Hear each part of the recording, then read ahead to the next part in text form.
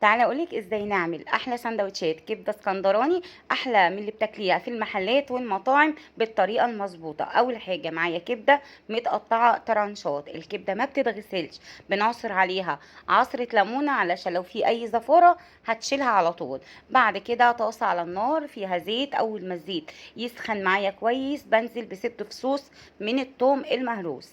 بعد كده بنزل الكبده وكل ده على نار عاليه علشان الكبده تاخد معايا صدمه وما تنزلش ميتها. بعد كده بنزل بالتوابل بتاعتي، ملح وكمون وكزبره، مش اكتر من كده.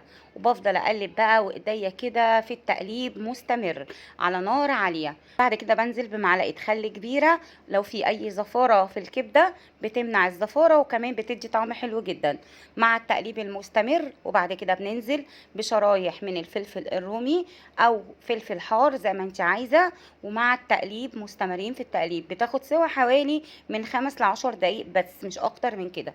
الكبده ما بتاخدش سوا كتير خالص. لو وصلتي معايا لحد هنا تعالوا نصلي على النبي عليه الصلاه والسلام في الكومنتات، ده اللي هيشفع فيا وفيك يا بنت الحلال.